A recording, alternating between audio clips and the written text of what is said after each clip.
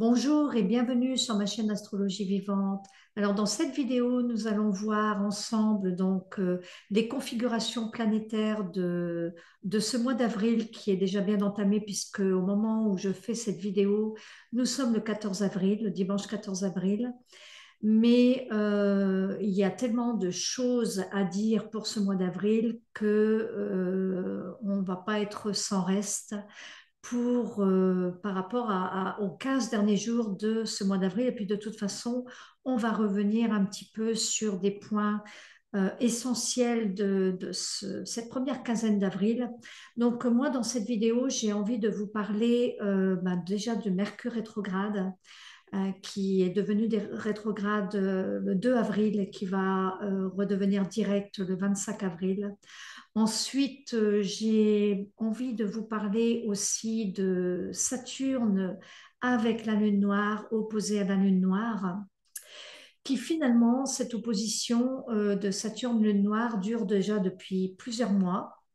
Et au mois d'avril, je trouve qu'elle est extrêmement forte, cette opposition. Et donc, on va parler de cela. On va parler aussi de la fameuse grande conjonction Uranus-Jupiter qui aura lieu le 21 avril et qui se fait déjà sentir dès maintenant, puisque lors d'une précédente vidéo, je vous avais dit qu'on allait commencer à sentir les effets à partir de la phase lunaire du 10 mars. Donc, ça y est, nous sommes en plein dans cette grande conjonction qui est un événement majeur de l'année, un des événements majeurs de l'année. Et puis, on va parler également, voilà, on va parler également de la conjonction Mars-Saturne, des planètes personnelles, la conjonction Neptune-Vénus, de Chiron, du nœud nord, parce vous verrez, on va juste en parler derrière, mais Mercure qui est passé donc sur ce nœud nord et sur cet astéroïde de Chiron. Et là, comme il redevient rétrograde, eh bien, il va repasser sur ces points. Et donc, c'est extrêmement important. Enfin, c'est vraiment très, très riche. Donc, voilà, on va voir ça ensemble. Alors, pour ceux qui ne me connaissent pas, eh bien, je suis Frédéric Harley, astrologue et fondatrice de l'école de l'astrologie vivante. Pour ceux qui me connaissent et qui se sont abonnés à ma page, eh bien voilà, je suis de retour après un long mois d'absence où je vous disais dans la vidéo précédente que je partais en Inde. Et malheureusement, là-bas, je n'ai pas pu faire de vidéo parce que c'était très intense. Ça a été très, très intense pour moi. Donc, avec cette cure ayurvédique qui m'a fait énormément de bien, où je suis toute régénérée et où j'ai pu aussi solutionner, guérir d'un problème de santé que j'avais.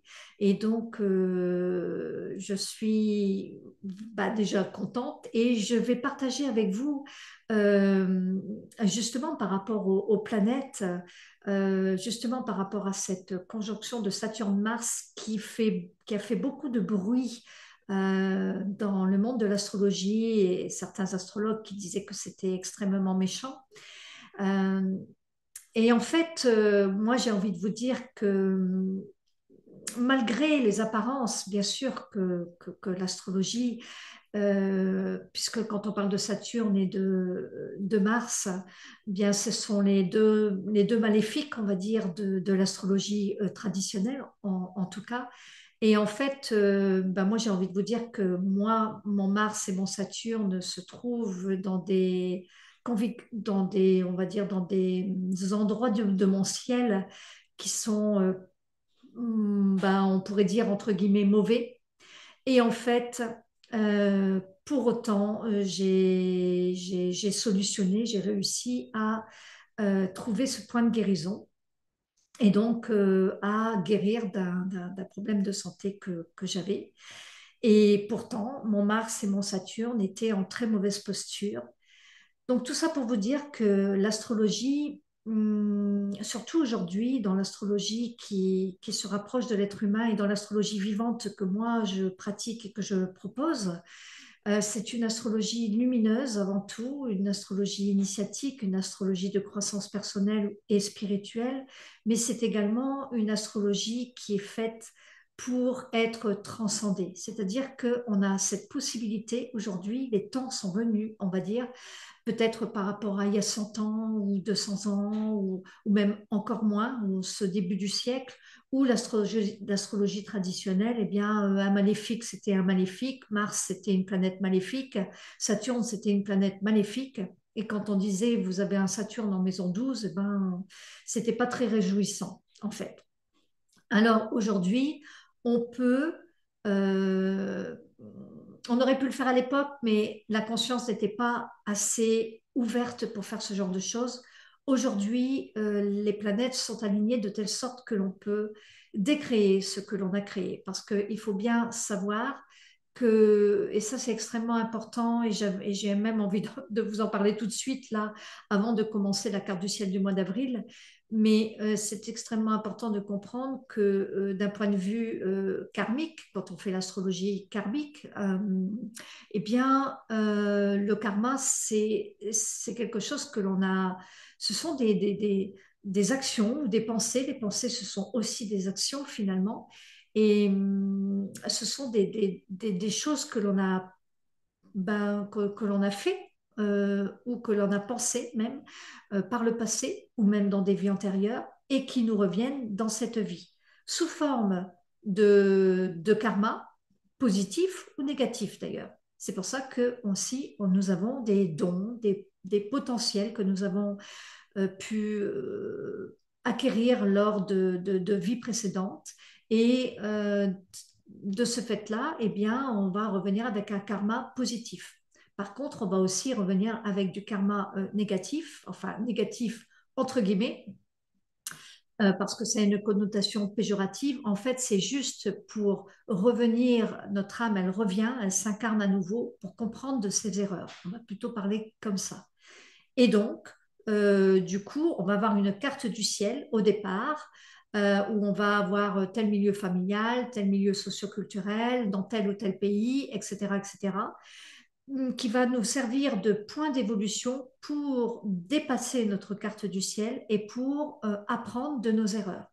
Donc, tout ce que l'on a créé, on peut le décréer et on est responsable à 100% de notre condition de vie, de notre vie finalement. Nous sommes à 100% responsables.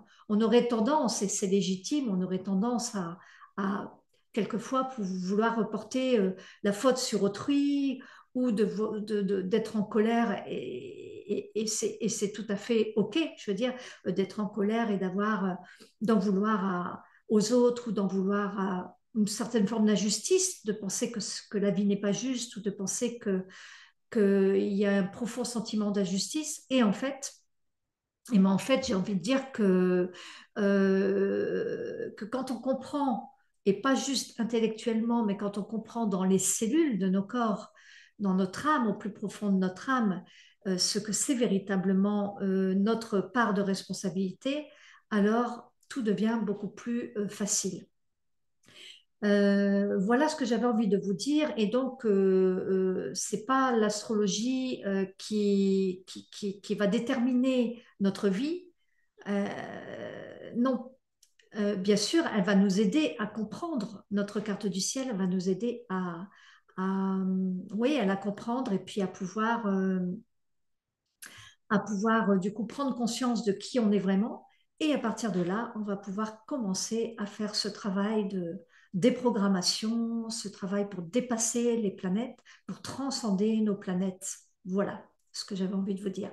Alors maintenant, on va passer donc eh bien, à l'interprétation, à l'analyse, on va dire ensemble, on va avancer ensemble, à l'analyse de cette carte du ciel. Voilà, là, nous sommes le 1er avril. Voilà, là, je vous sors la carte du ciel au moment du 1er avril pour démarrer le début du mois. Et on voit que le 2 avril, donc le jour suivant, on a Mercure ici qui devient rétrograde. C'est ce symbole ici que l'on voit sur la carte du ciel. Alors Mercure, quand il devient rétrograde, Mercure revient d'être rétrograde environ 3 fois dans l'année pour une période environ de 3 semaines, 21 jours. Donc, ce qu'il est important de comprendre dans une rétrogradation, c'est pas que la planète elle revient en arrière, c'est juste que là, c'est un point de vue d'optique. Depuis la Terre, on a l'impression que la planète revient en arrière. Mais en fait, nous, on va le ressentir aussi intérieurement. Donc, quand une planète devient rétrograde, d'une manière générale, elle revient en arrière d'un point de vue d'optique, mais ça veut dire aussi que c'est un petit peu comme une voiture. Quand on est au volant d'une voiture, on va passer des vitesses et on va accélérer. Et bien là, quand une planète devient rétrograde, et là non, on va parler de Mercure, quand Mercure devient rétrograde, et bien on va commencer à rétrograder de vitesse, donc on va ralentir. Donc on va ralentir et Mercure, c'est la planète de la communication, c'est la planète de l'intellect, de la raison, c'est la planète aussi des déplacements, de la mobilité, de l'adaptabilité. C'est aussi la planète du commerce, c'est beaucoup de choses, Mercure. Ça dépend bien dans une carte du ciel ce que l'on veut comme information. Et d'un point de vue de la santé, c'est aussi la planète du système nerveux. Donc, est-ce qu'on a les nerfs solides ou est-ce qu'on a les nerfs un petit peu moins solides? Alors, c'est intéressant parce que Mercure, avant d'être rétrograde, de tomber rétrograde ici, hein, sur ce symbole ici là, que vous voyez, Mercure a passé, si vous voulez, puisqu'il a passé donc le nœud nord, essentiellement ce que je voulais vous dire, et Chiron. Et puis là, il est redevenu, donc il est devenu rétrograde. Et déjà, ce que je veux vous dire, c'est que ça dure 3 semaines. Mais il y a un moment donné où quand la planète devient rétrograde, elle va stationner. C'est-à-dire elle va être dans un état, ce qu'on appelle stationnaire, où pendant quelques jours, elle va s'arrêter. Elle va s'arrêter. Et puis ensuite, elle va redevenir rétrograde. Elle est toujours stationnaire pendant quelques jours et elle va commencer à reculer. Toujours d'un point de vue optique par rapport à la Terre, bien sûr. Donc, pendant ces quelques jours, au départ, et c'est pareil à l'arrivée, quand au bout de ces 3 semaines, quand Mercure va reprendre sa marche directe, quelques jours avant, elle va reprendre cet état stationnaire, on va dire, et ça va durer encore pendant quelques jours après, donc on va dire 5, 6 jours en tout.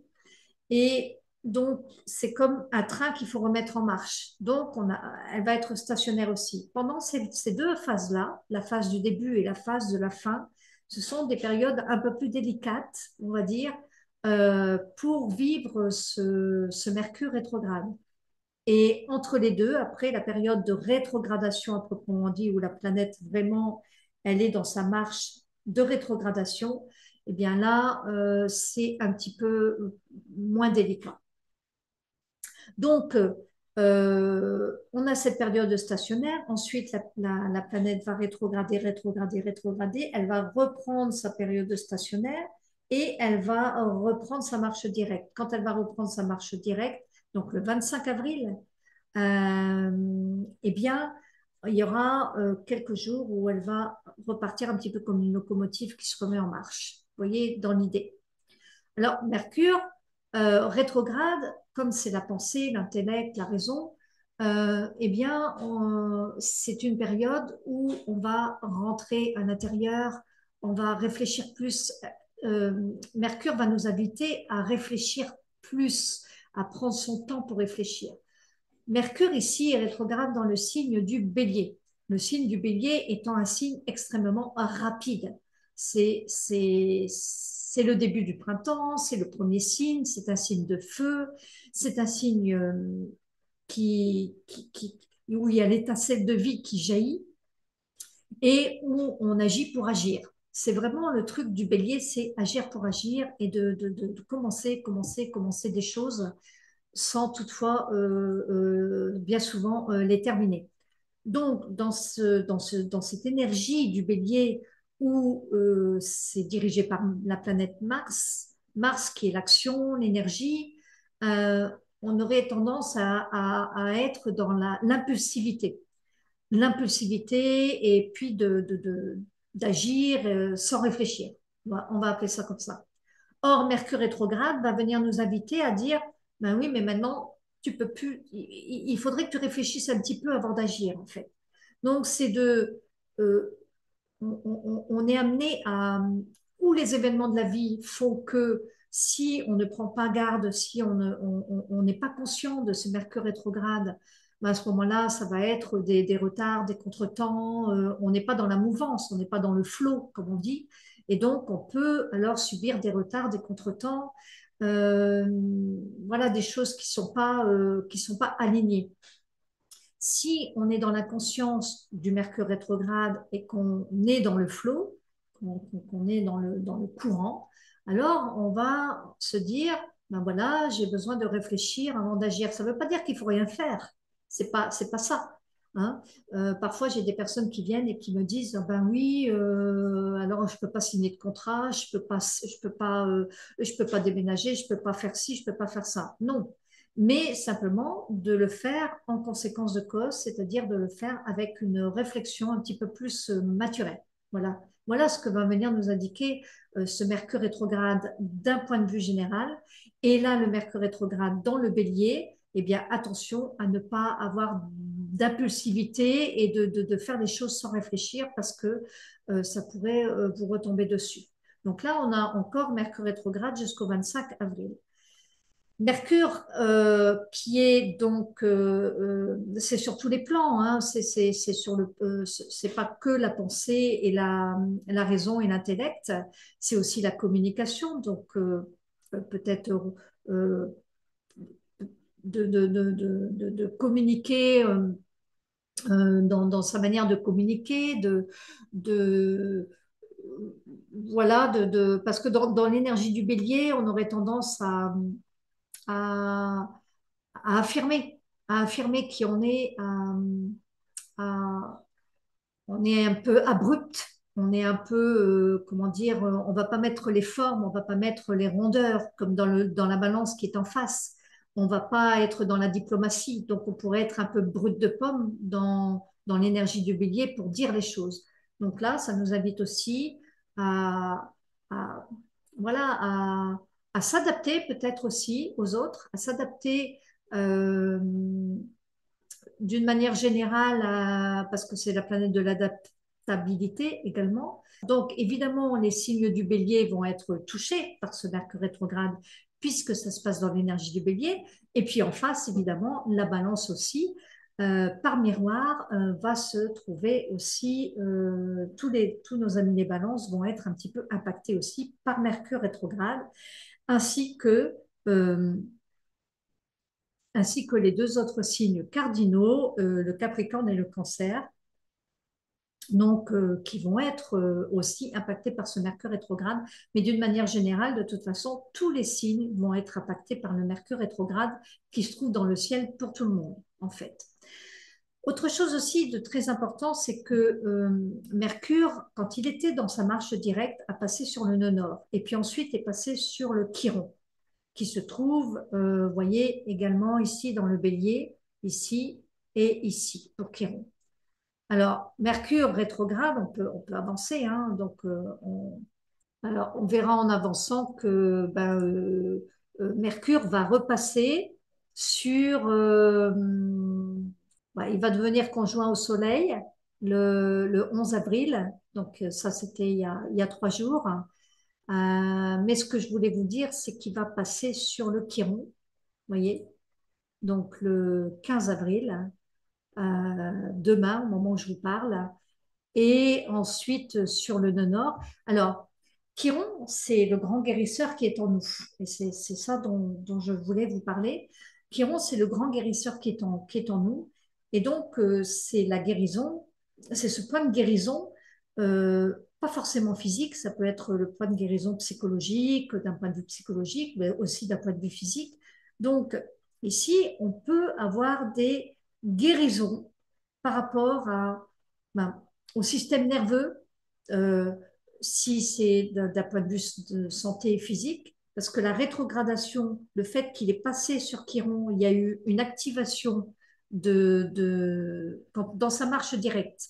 Quand Mercure est passé sur Chiron, il a activé le point de guérison par rapport à Mercure. Et Mercure qui rétrograde va repasser sur Chiron, donc va réactiver comme une deuxième fois le point de guérison. Et ensuite, à la troisième fois, Mercure va repasser sur Chiron quand il va redevenir direct. Et là, ça va être une troisième fois Chiron qui va activer le point de guérison de ce Mercure.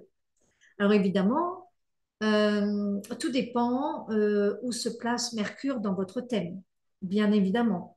Mais d'un point de vue général, puisque là, on n'a pas le thème individuel de chacun, d'un point de vue général, il y a une guérison qui s'opère, en tout cas une opportunité de guérison qui s'opère à l'intérieur de nous par rapport à cette planète Mercure.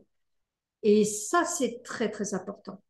Et donc, on va voir de quoi il s'agit. Hein, donc, c'est tout ce que je vous disais par rapport au système nerveux, d'un point de vue physique, et le système nerveux et les conséquences que ça peut apporter du système nerveux ensuite dans le corps, bien évidemment. Le système nerveux étant à l'origine, mais après, moi je ne suis pas médecin, mais après, il y a des conséquences d'autres maladies dues au système nerveux, donc à voir. Et d'un point de vue psychologique, eh bien, ça peut être des guérisons sur la manière de communiquer, des guérisons sur la manière de s'adapter, la manière de communiquer, la manière de penser, etc., etc. Et donc, cette marche directe, quand Mercure va redevenir direct le 25 avril, eh bien, quelques jours après, Mercure va retransiter, alors je ne sais pas si je l'ai noté, Mercure va retransiter Chiron. Non, je ne l'ai pas noté, mais c'est facile à voir, hein. De toute façon, c'est quelques jours après le 25 avril. Donc, est-ce que on peut le regarder ensemble directement? Voilà. Voilà. Le 25 avril, Mercure redevient direct, ce petit symbole ici. Et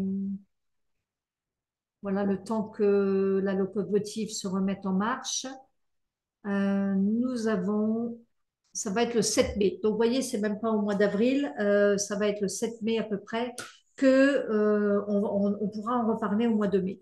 Et donc, quand Mercure va repasser sur le Chiron, eh bien là, ce sera très intéressant d'observer ce qui se passe. Donc, gardez bien à la conscience de ce Mercure rétrograde est extrêmement important dans cette phase ici pour justement aller vraiment vers quelque chose de très positif.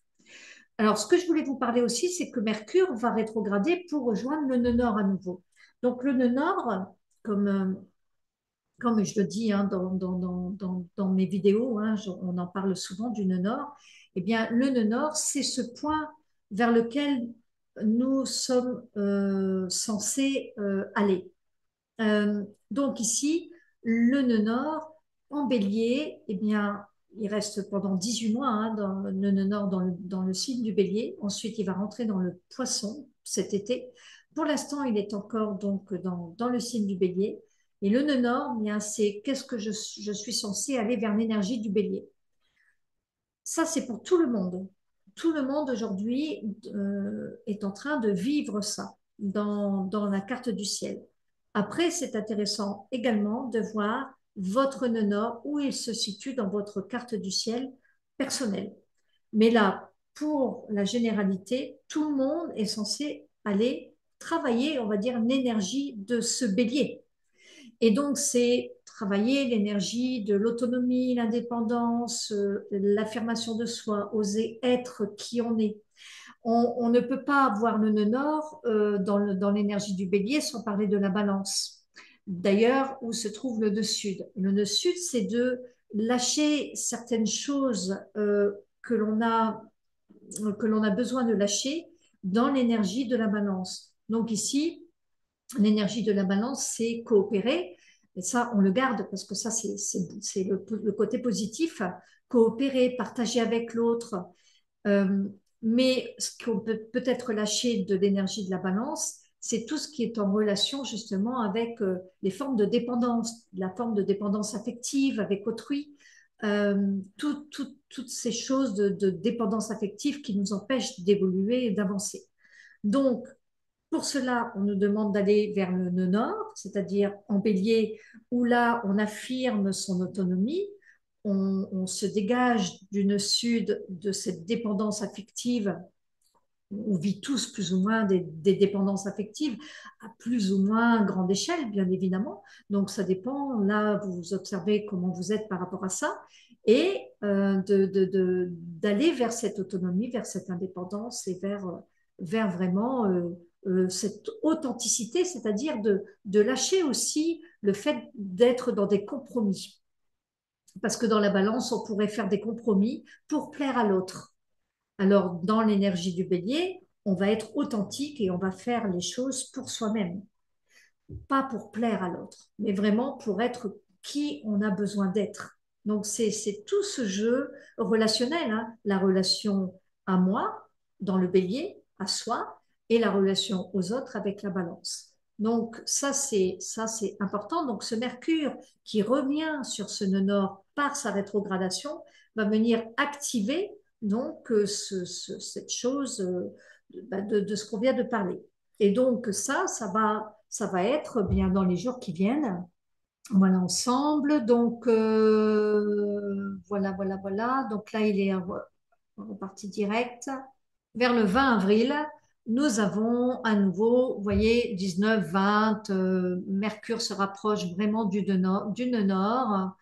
Et le 25, vous voyez, c'est la conjonction parfaite, 15 degrés avec Mercure qui est rétrograde et qui redevient direct. Donc Mercure redevient direct le jour où il est vraiment en conjonction parfaite avec le nœud nord. Donc ça, c'est quand même assez incroyable.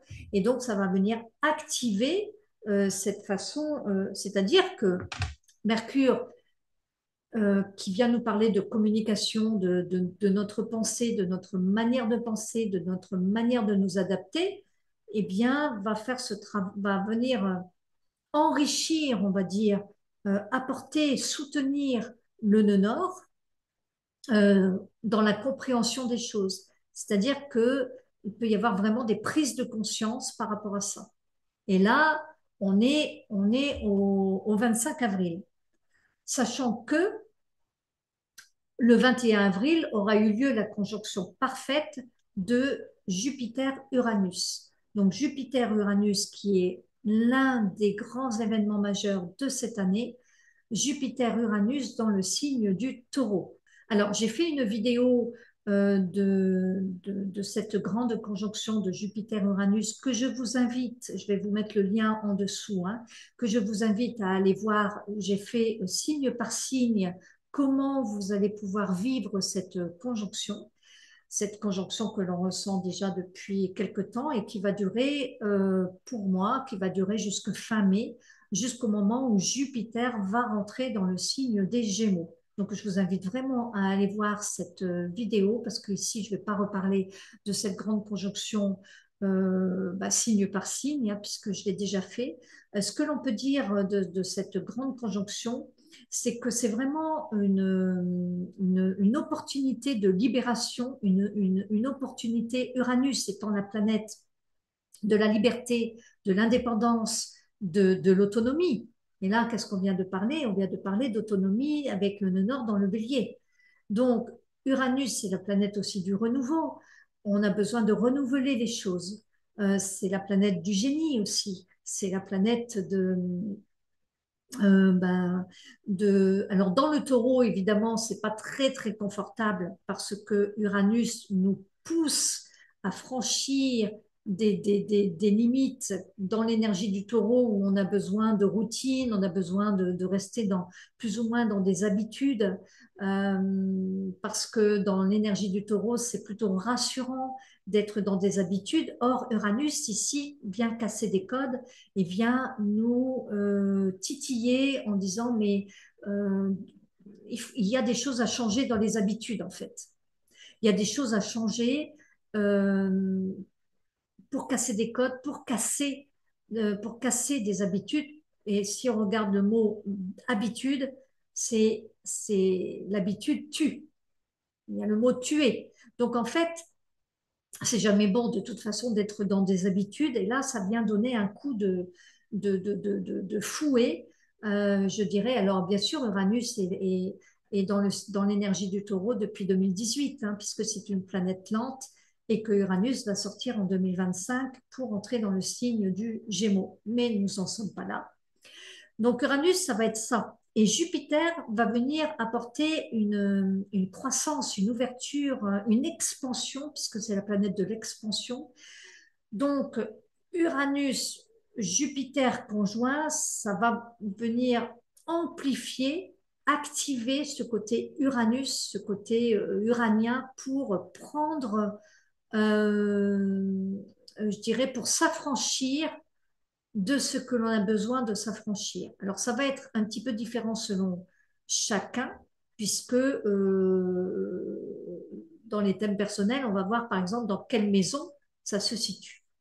Mais je vous invite donc à retrouver ma vidéo pour voir où va se passer votre révolution, puisque ici, il s'agit bien d'une révolution intérieure, puisque Uranus, c'est aussi la planète de la révolution. Donc, révolution de son être, révolution intérieure, pour aller vers une croissance personnelle, d'autant plus qu'on va rentrer dans l'énergie ici, on arrive bientôt au mois de mai, le 21 avril, il y a cette grande conjonction donc, de Uranus-Jupiter, donc là, le 21 avril, on va remettre le 21 avril à pourvoir. Voilà, donc là, on a le 21 avril, on a cette fameuse conjonction de Jupiter-Uranus. Et qu'est-ce qui se passe à ce moment-là? Eh bien, à ce moment-là, nous avons le Soleil qui est entré dans le signe du Taureau. Donc, on entre dans l'énergie du Taureau à partir du 20 ou 19 avril. Et 2 jours après, nous avons cette fameuse grande conjonction avec le Soleil dans le Taureau qui va venir éclairer, puisque le Soleil, c'est la lumière, c'est la grande conscience, donc ça va venir éclairer cette conjonction, cette fameuse conjonction où on a l'opportunité de vivre des grandes libérations. Donc ça, c'est dit. Et du coup, ce que je voulais vous dire, donc, c'est que en entrant dans cette énergie du taureau, on va rentrer dans la période de Shambhala. Shambhala qui est, ou la période du Vésak. Alors, la période du Vésak ou Shambhala, c'est une fête qui a lieu au moment de la pleine lune de mai. Donc ici, la pleine lune de mai va être très tard dans le mois puisque ça va être le 25 mai. Mais ça y est, à partir de la pleine lune du mois d'avril, qui est le 24 avril ou le 25 avril, eh bien, on va rentrer dans cette période de Shambhala. Et qu'est-ce que c'est donc Shambhala et le Vesak? C'est que pendant plusieurs semaines, finalement, on va avoir les énergies christiques et les énergies bouddhiques qui fusionnent pour donner, depuis le ciel, hein, depuis les énergies cosmiques, en fait, qui vont être baignées de ces énergies christiques et bouddhiques. Ce sont des énergies hautement spirituelles qui vont arriver sur la Terre. Et tous les ans, c'est la même chose. Tous les ans, pendant 2, 3 semaines, on reçoit ces énergies hautement spirituelles, toujours à la même période, au mois de mai, et où on peut se nourrir, je dirais, de ces énergies christiques et bouddhiques qui sont là pour nous bénir. Et cette fête bouddhique est très, très répandue dans le monde de l'Orient. Et c'est une fête qui, en général, qui est fêtée au moment de la pleine lune de mai. Voilà, donc ça sera la grande fête, aura lieu le 25 mai. En attendant, pendant ce temps-là, de cette grande conjonction Uranus-Jupiter où on a cette opportunité de vivre notre révolution intérieure et des grandes libérations, on va être soutenu par ces magnifiques énergies hautement spirituelles, hautement vibratoires, que la Terre, c'est la Terre qui va être baignée, hein, donc c'est pour l'humanité entière. Après, évidemment, plus on a conscience de ces choses-là et plus on est dans les bénédictions de ces énergies, en fait. Donc voilà pour la conjonction Uranus-Jupiter. Une dernière chose aussi, c'est que la conjonction ici, Uranus-Jupiter, est en trigone, vous voyez le trait bleu, est en trigone avec la lune noire qui se trouve en Vierge. Oui, donc je vais vous parler de cette lune noire. Donc la lune noire, eh bien, c'est un endroit fictif dans le ciel, pour faire simple.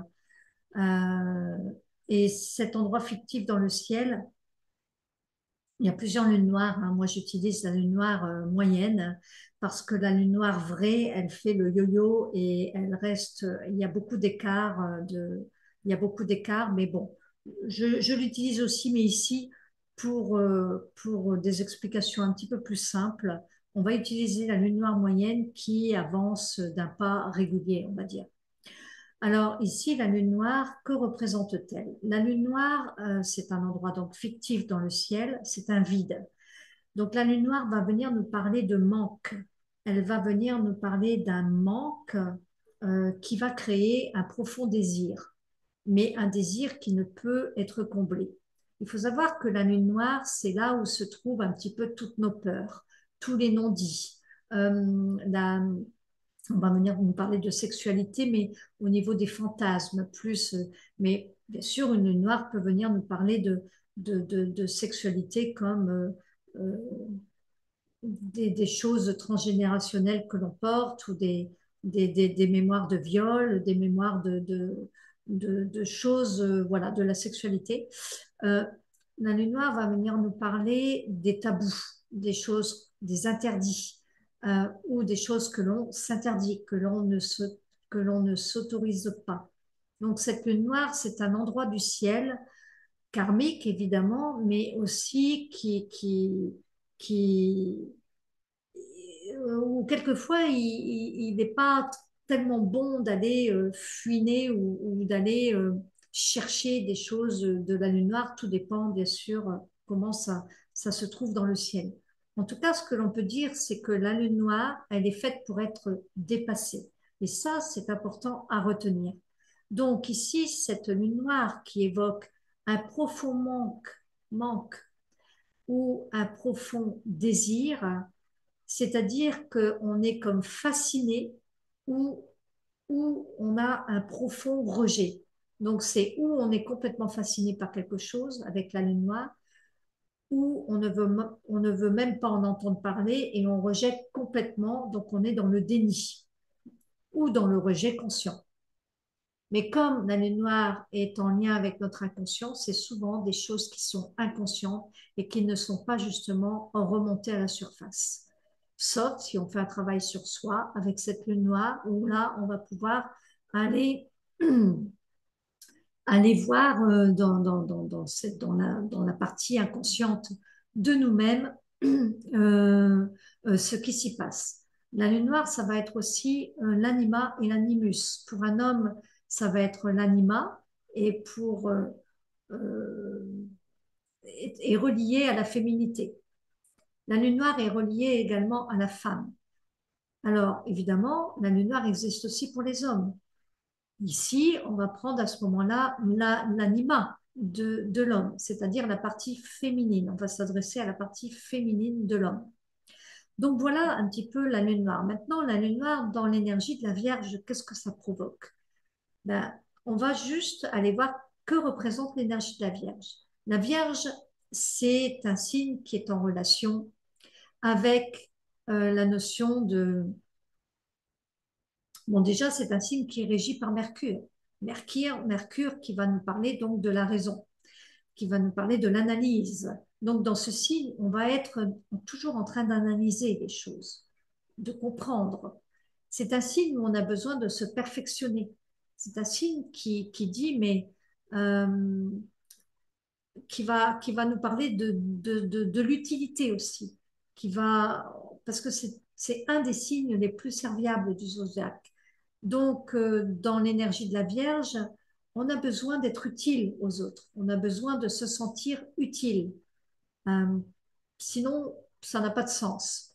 Sinon, on perd le sens. Donc, il y a aussi toute l'organisation de la Vierge. La Vierge est un signe, l'énergie de la Vierge, c'est un signe qui va venir nous parler d'organiser.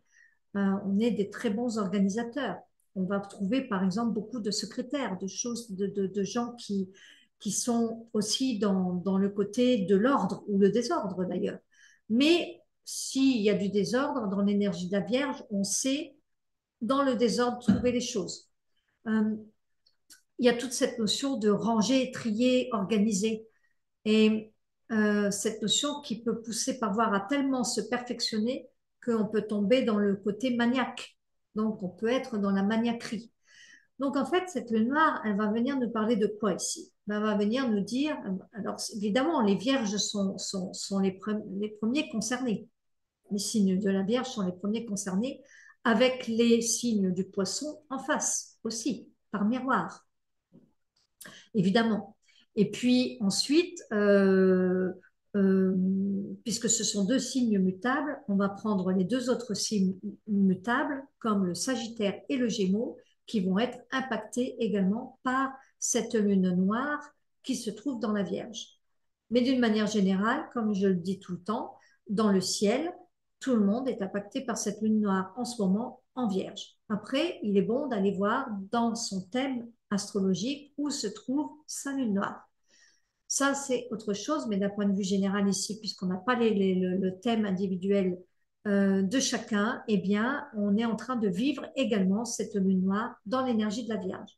Donc ici, ça va venir nous parler de quoi? Ben, ça va venir nous parler d'un manque, d'un profond manque, en fait, ou d'un profond désir qui est pas forcément atteignable, des notions de perfection, par exemple. Mais tout ça, ça remonte à la surface. Donc, ça veut dire qu'on est titillé, ça bouge, ça fait bouger les choses. Et c'est toujours en lien avec notre inconscient. Donc, comme la Vierge, on a besoin de se sentir utile, eh bien, peut-être que c'est quelque chose en ce moment qui peut nous faire travailler dans le sens mais comment est-ce que je peux me rendre utile? Et comme on a un profond désir de se rendre utile et qu'on n'arrive pas à atteindre ce désir, parce qu'il y a une notion de vide, eh bien, le conseil, c'est quoi? Le conseil, c'est de lâcher prise. Donc, de lâcher prise, c'est-à-dire ben, de dépasser cette lune noire en disant, ben, OK, j'accepte de ne pas pouvoir, par exemple, être parfaite ou être parfait. J'accepte que la perfection, c'est un état qui n'est pas réalisable. La perfection n'existe pas. Il y aura toujours une imperfection dans le monde de l'humain, dans le monde de notre état humain terrien. Alors, cette lune noire, elle est opposée à Saturne. Et Saturne va venir nous parler de quoi? Bien, justement, Saturne nous parle de limites, de cadres, de structures et de frustration. De frustration parce que quand on n'accepte pas le Saturne, et comme on est limité avec la planète Saturne, eh bien, si on n'accepte pas les limites qu'on nous met, les freins qu'on nous met devant, eh bien, on va être frustré.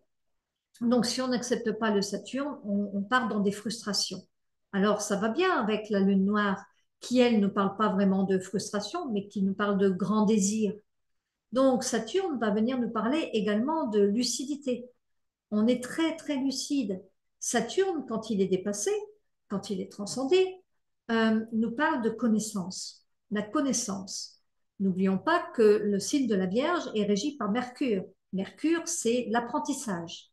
Donc ici, dans l'énergie de la Vierge, on apprend également, tout comme dans l'énergie du Gémeaux aussi, puisque Mercure est la planète maîtresse du signe du Gémeaux. Et le Gémeaux, on sait que on adore apprendre.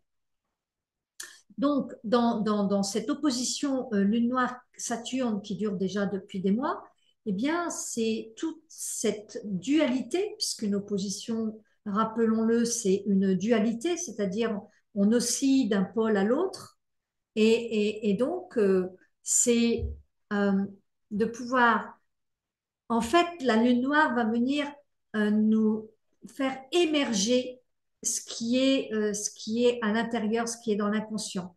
Mais ici, Saturne va venir apporter une lucidité, une connaissance à la lune noire qui va venir émerger des profondeurs pour mettre à la conscience toutes les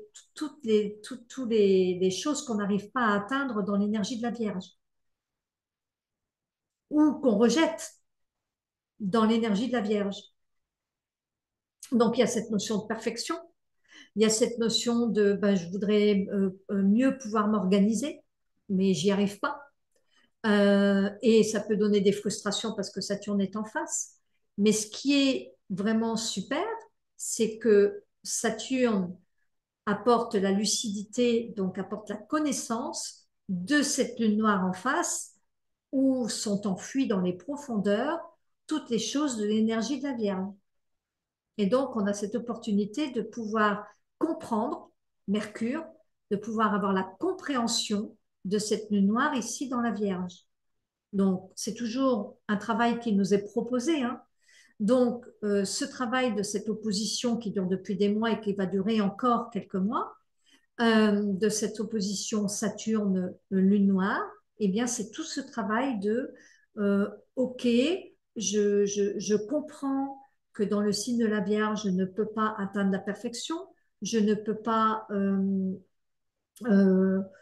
ce sentiment d'utilité, eh bien, d'accepter que l'on puisse ne pas être aussi efficace ou aussi utile que l'on souhaiterait, en tout cas, parce qu'il y a toujours cette notion de vouloir être de plus en plus utile.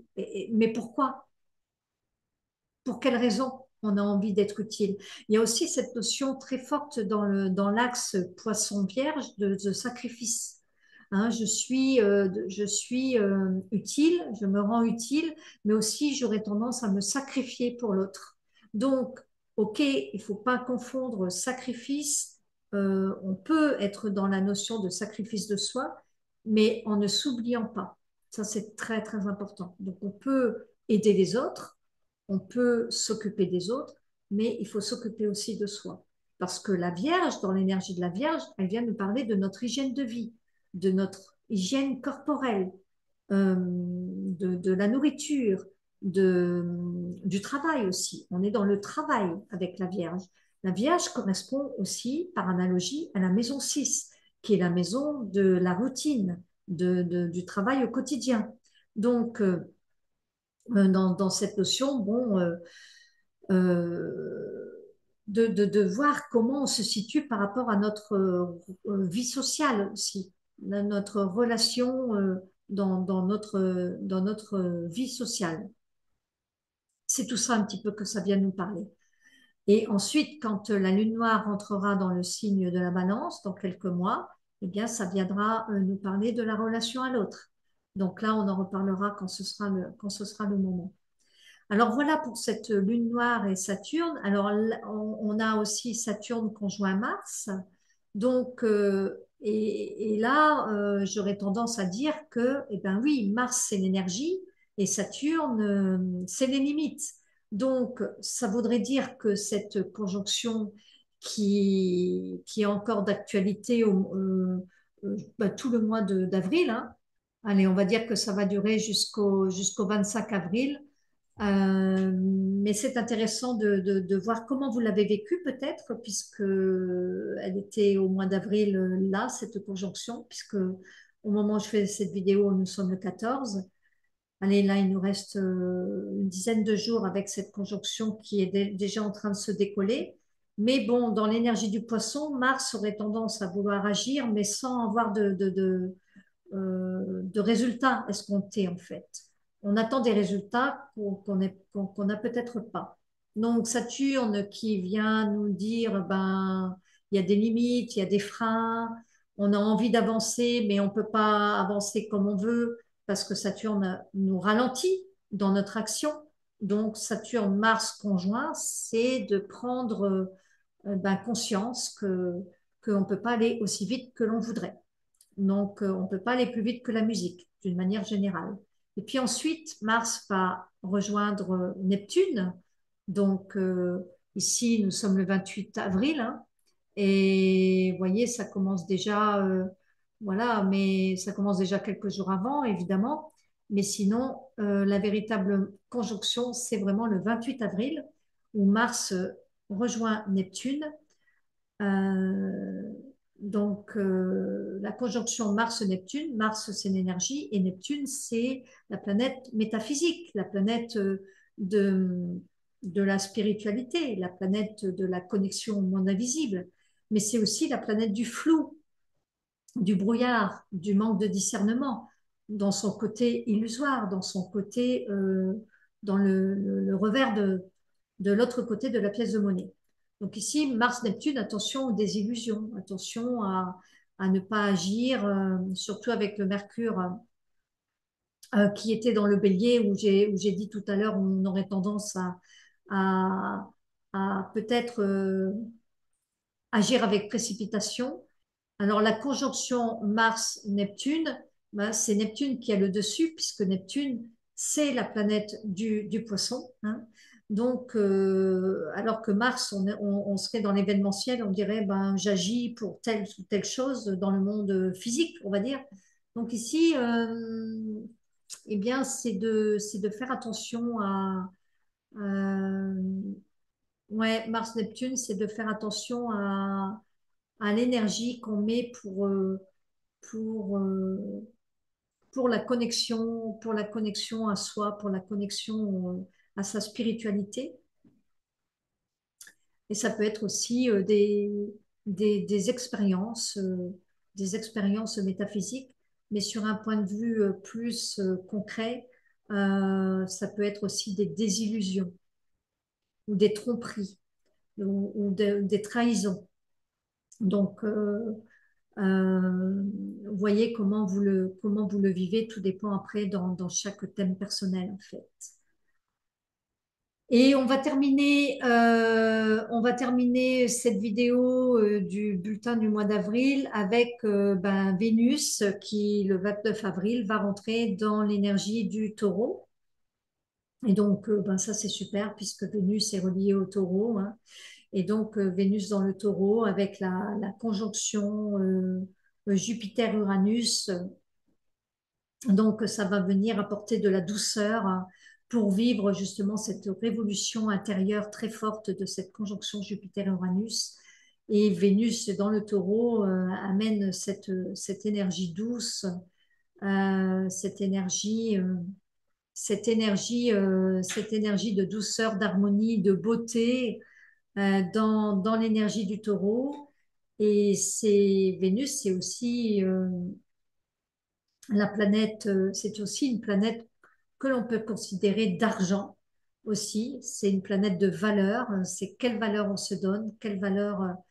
Et quand on parle d'argent, on parle de valeur. Donc Vénus dans le taureau qui nous parle de valeur, qui nous parle du côté financier aussi, eh bien, il peut y avoir donc de la chance pour nos amis les taureaux, hein, d'ailleurs, et pour les taureaux qui vont être en première ligne pour recevoir cette énergie de la Vénus qui va rester donc à peu près un mois, où donc nos amis les taureaux auront beaucoup de chance. D'ailleurs, pareil hein, pour les autres signes de terre, la Vierge et le Capricorne. Alors, on va s'arrêter là pour cette vidéo et j'espère que ça vous a plu. En tout cas, si ça vous a plu, n'hésitez pas à mettre un petit pouce et n'hésitez pas à mettre des commentaires. Je serai ravie de vous lire et de partager ma vidéo. À bientôt!